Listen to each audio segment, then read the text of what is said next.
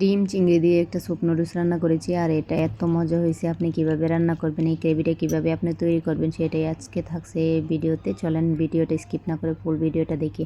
আসসালামু আলাইকুম, আমি শাইলা রহমান আপনাদের সাথে শেয়ার করছি নতুন আরও একটি ভিডিও।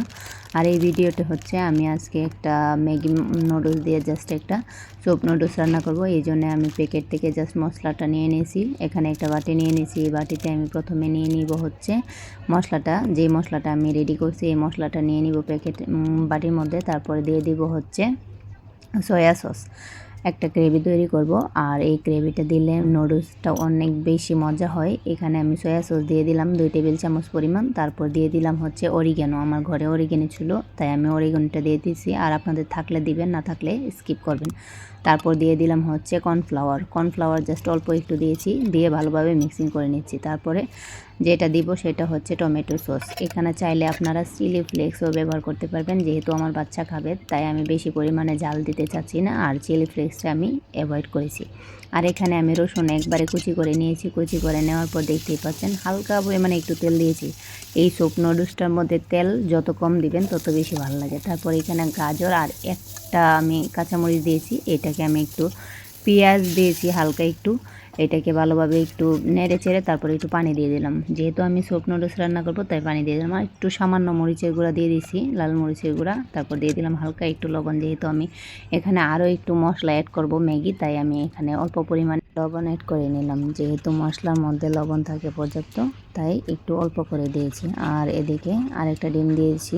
ডিমটা আমি খুন্তির সাহায্যে ভালোভাবে ফেটিয়ে নিচ্ছি। ফেটিয়ে নেওয়ার পরে দিয়ে দিলাম হচ্ছে আমি 4টা চিংড়ি মাছ। আর এই চিংড়ি মাছটা দেওয়ার কারণে এর স্বাদটা অনেক বেশি বেড়ে যায়। তারপর দিয়ে দিলাম আমি সেই মশলাটা, যেই মশলাটা আমি একদম মিক্স করে রেখেছিলাম সস আর হচ্ছে সয়া সস সব কিছুর সাহায্যে। এটা দিয়ে আমি ভালোভাবে নেড়ে চেড়ে একটু ভালোভাবে বল ফুটিয়ে নেব। তারপর নুডলসটা দিয়ে দিব। নুডলসটা দিয়ে দেওয়ার পর এটাকে হালকা মানে মিডিয়াম আছে একটু রান্না করে নিব। বেশি রান্না করতে হবে না। নুডলস জানেন আপনারা, নুডলসটা সিদ্ধ হয়ে গেলেই হবে। আর এই তো আমি নুডলসটা দিয়ে দেওয়ার পর কতক্ষণ পর ফিরে আসছি, একদম আমার নুডলসটা হয়ে গেছে। আর এদিকে আমি একটা ডিম সিদ্ধ করেছিলাম জাস্ট ডেকোরেশনের জন্য, তাই ডিমটাকে আমি একটু ফালি করে কেটে নিয়েছি।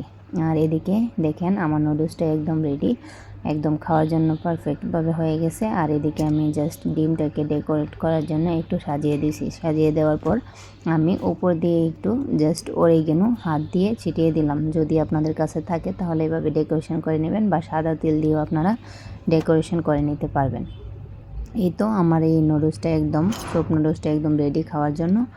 আর এটা খেতে যে কি মজা লাগছিল, জাস্ট আমি খেয়ে একদম মানে নিজের উপরেই ক্রাশ খেয়ে গেছি যে আমি এত ভালো রান্না কিভাবে করতে পারি। আমার হাজব্যান্ড যদি আমার এই রান্নার প্রশংসা করতো তাহলে আমি আরও বেশি সার্থক হইতাম।